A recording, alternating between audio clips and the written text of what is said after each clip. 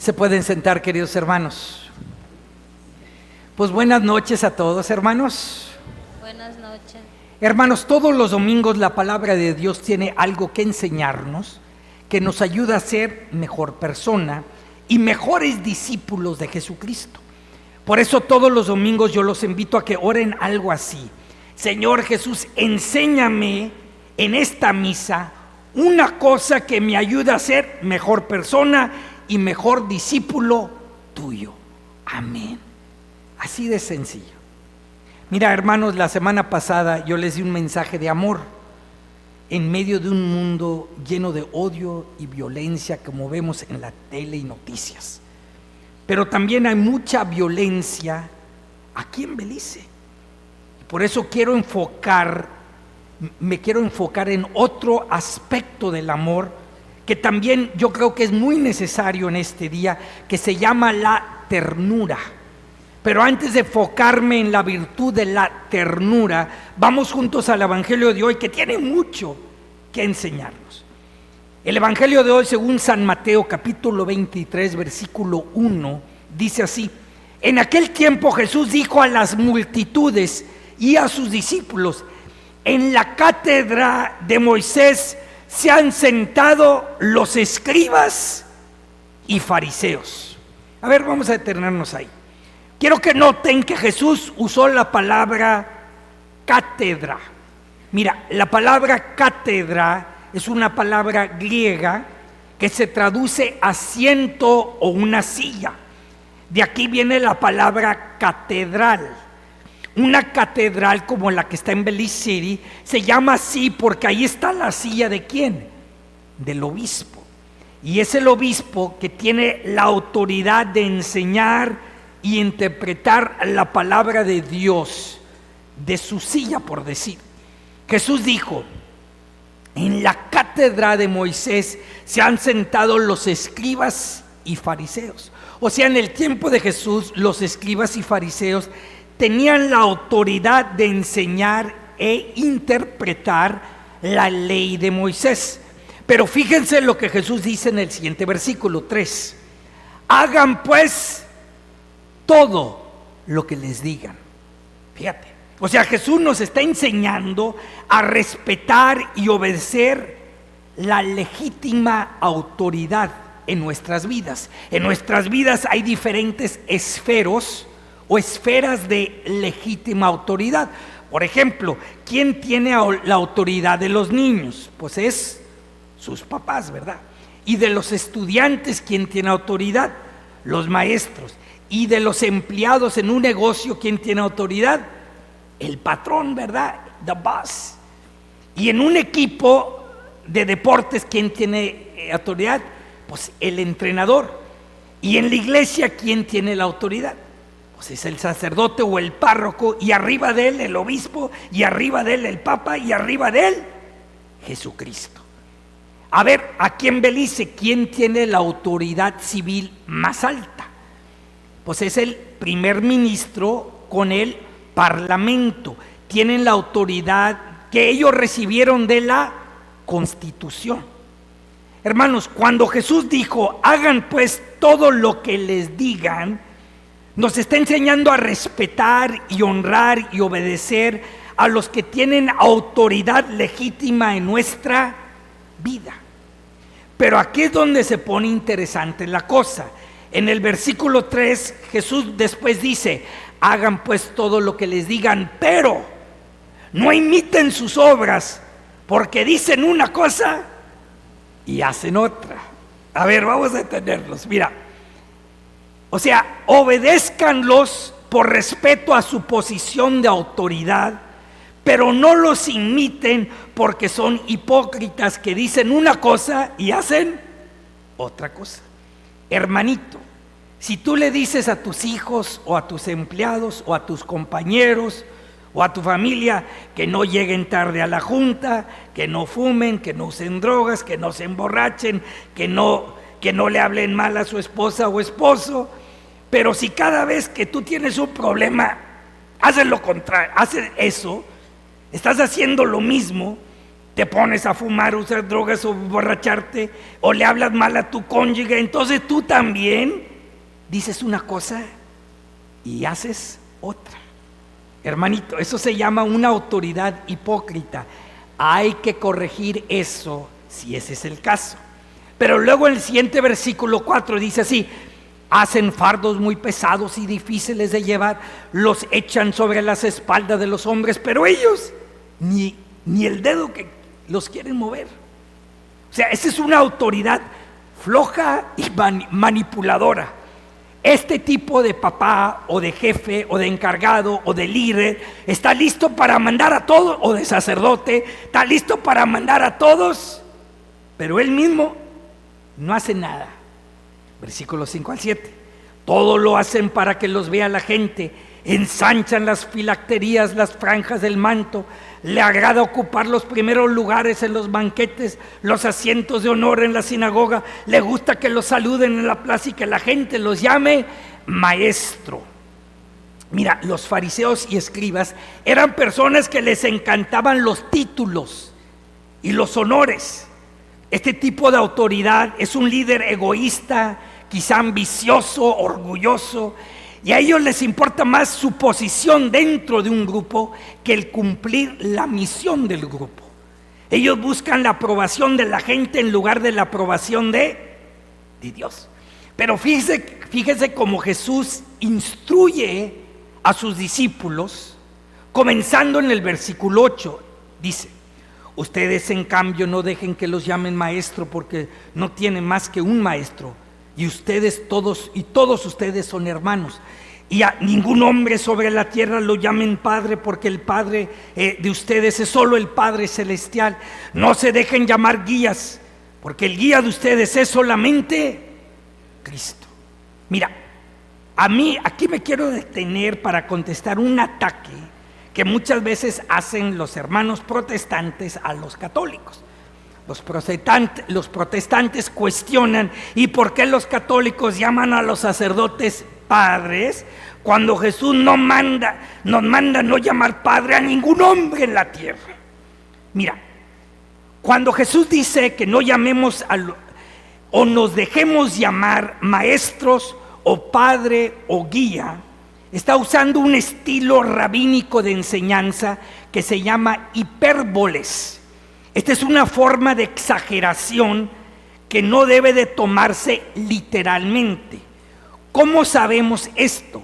Porque los mismos apóstoles llamaban a otras personas padres y también se referían a sí mismos como padres espirituales y también maestros. Por ejemplo, les voy a dar varios ejemplos. San Pablo dice en la segunda carta a Timoteo, capítulo 1, versículo 11: Dios me ha enviado como apóstol y maestro. Pues él mismo se llama maestro. O en 1 Juan 2:13, el apóstol dice: padres, les escribo a ustedes. O sea, San Juan llama a sus lectores, les está escribiendo a los padres. O en la primera carta de Juan, capítulo 2, versículo 1, dice: hijitos míos, les escribo estas cosas para que no cometan pecado. O sea, San Juan no estaba casado y estos no eran sus hijos. Sin embargo, San Juan llama hijitos míos porque los ve como sus hijos espirituales. También San Pedro escribe en la primera carta de Pedro, capítulo 5, versículo 13: la iglesia que está en Babilonia, que es Roma, les manda saludos, y también mi hijo Marcos. A ver, aquí San Pedro llama a Marcos, el escritor del Evangelio según San Marcos, su hijo, pero no era su hijo biológico, sino era su hijo espiritual. Fíjate cómo los apóstoles se veían las relaciones como familiares. Y San Pablo dice en la primera carta de Corintios, capítulo 4, versículo 15, escribió así: porque aunque tengan innumerables maestros en Cristo. Fíjate, está llamando, diciendo, hay muchos maestros. Jesús dijo, no llamen a nadie maestro. Y luego dice, sin embargo, no tienen muchos padres. Pensamos que a lo mejor del padre, pero San Pablo no dice eso. San Pablo dice, pues en Cristo Jesús yo los engendré por medio del Evangelio. O sea, San Pablo claramente se considera no solo maestro, pero también padre espiritual de los corintios. Último ejemplo. San Pablo escribió en su carta a Filemón, versículo 10, te pido un favor para mi hijo Onésimo, de quien he llegado a ser padre, según la fe, aquí en la cárcel. Fíjate, Onésimo era un esclavo que se había escapado y lo pescaron y estaba en la cárcel con San Pablo, y San Pablo se puso a evangelizarlo en la cárcel, y Onésimo se convirtió y fue bautizado por Pablo en la cárcel. Por eso San Pablo dice que llegó a ser padre de Onésimo según la fe en la cárcel. O sea, acabamos de ver como San Juan, como San Pedro y San Pablo, y hay muchos otros ejemplos, llaman a otros hombres padres y se consideran ellos mismos maestros y padres espirituales según la fe. O sea, claramente Jesús estaba usando una forma de exageración llamada hipérboles que sus mismos apóstoles no tomaban literalmente. Por eso los católicos, refiriendo la tradición que recibimos de los apóstoles, se refieren muchas veces a los sacerdotes como padre, porque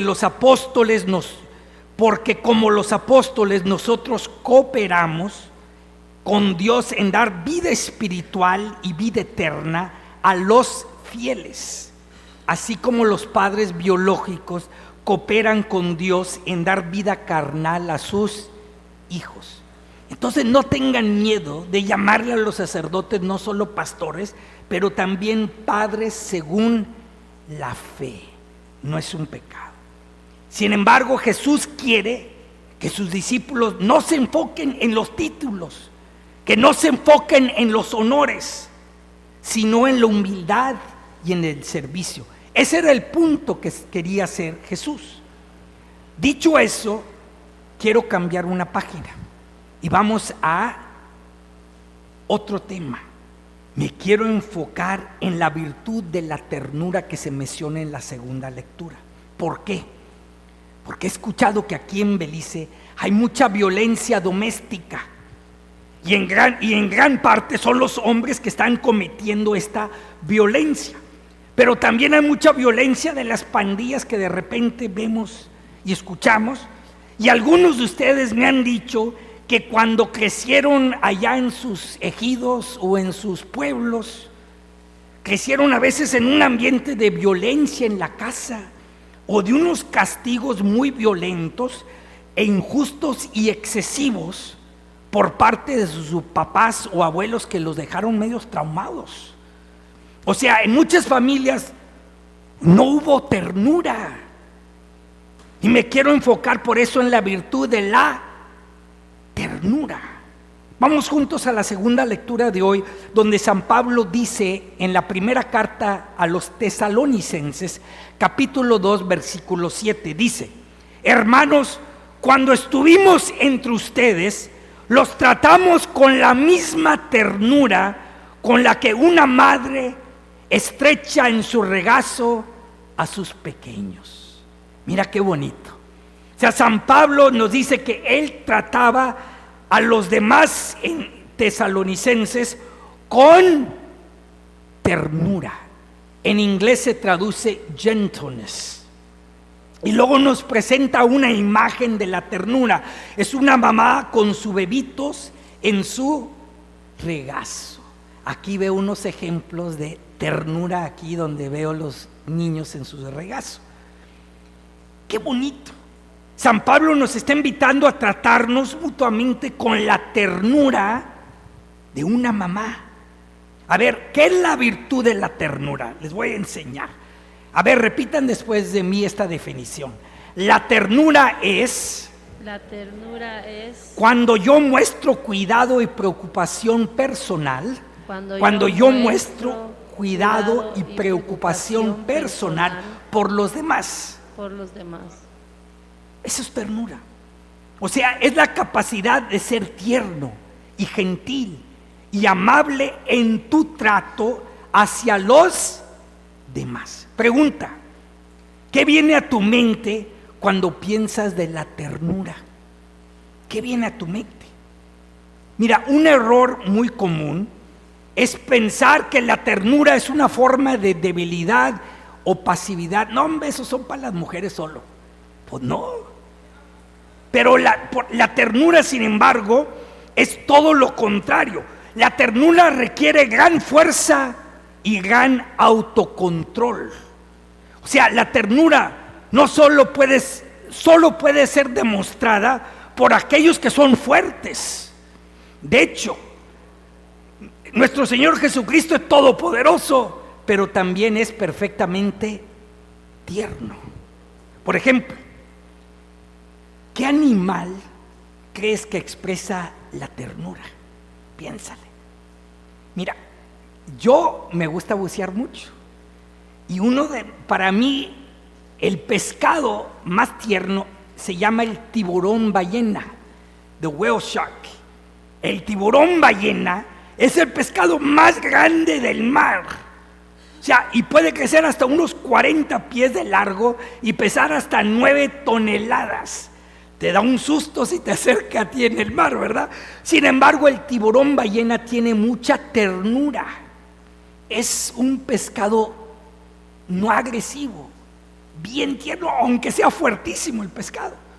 Es el gigante tierno del océano. Le llaman the gentle giant en inglés. O sea, la persona que es más fuerte es la que más necesita aprender a ser más tierna también. La ternura es la mano fuerte, pero con un toque suave. Con un toque suave. A ver, otra pregunta. ¿Qué es lo opuesto a la ternura? ¿Qué es lo contrario a la ternura? Yo les dijera que es la dureza, que es la violencia, que son las amenazas, los gritos. Mira, si en tu casa hay dureza, o hay violencia, o hay amenazas, o hay groserías, o hay gritos, entonces ahí se necesita ¿qué? ¿Qué virtud? La ternura. A veces aquí, mira, en el patio, aquí afuera de la iglesia, escucho gente gritando, y gritándose y maldiciones, y digo, ay, esta gente necesita aprender la ternura. O sea, miren, alguien que carece de ternura suele ser una persona muy orgullosa, que fácilmente se enoja o siente la necesidad de la venganza. Mira, yo admito que a mí me cuesta ser tierno. Mi personalidad no es ternura, mi personalidad tiende a ser más agresiva, pero reconozco que yo tengo que aprender a ser más tierno. Ahí voy mejorando, ahí va mejorando la cosa conmigo. Hermanos, podemos ser tiernos con nuestro tono de voz. Yo soy un medio gritón, pero esto de aprender a tener un tono de voz más tierno. Y tú puedes decir la verdad, y a veces incluso una verdad dolorosa, pero cuando lo haces con un tono suave, es más probable que sea bien recibida. Eso es una lección que yo estoy aprendiendo también. La ternura aprende a responder con un amor cristiano ante las debilidades y limitaciones de los demás. Tú puedes demostrar la ternura en muchos lugares. Por ejemplo, tus relaciones personales, escuchando o hablando amablemente. En tu lugar de trabajo, tratando a los compañeros con respeto, o con tus hijos, evitando castigos severos, esos que nos platican de los abuelos o abuelitas, o en los pueblos allá. Hermanos, Dios quiere que hables amablemente con los demás.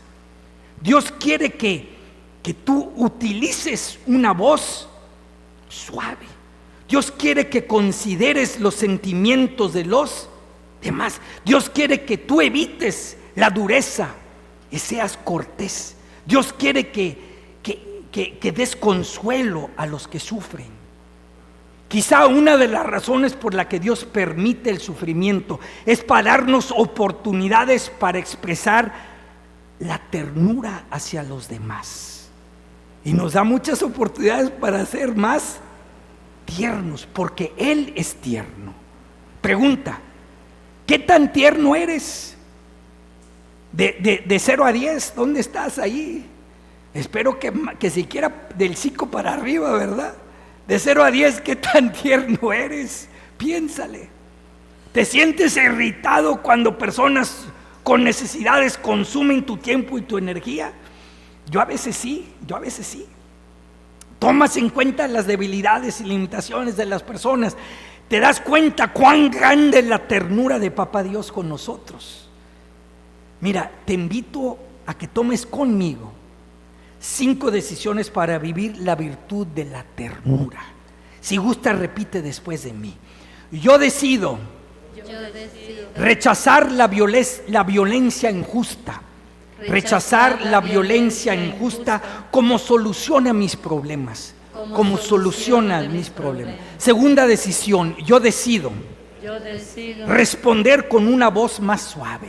Responder con una voz más suave. Tercera decisión, yo decido tomar en cuenta las debilidades y limitaciones. Tomar en cuenta las debilidades y limitaciones de las personas. Cuarta decisión, yo decido mostrar cuidado y preocupación personal. Cuidado y preocupación personal por los demás. Última decisión, yo decido responder con ternura. Amén. Vive estas decisiones y tú serás una mejor persona y Belice será un mejor lugar. Gloria al Padre, al Hijo y al Espíritu Santo, como era en el principio, ahora y siempre, por los siglos de los siglos. Amén.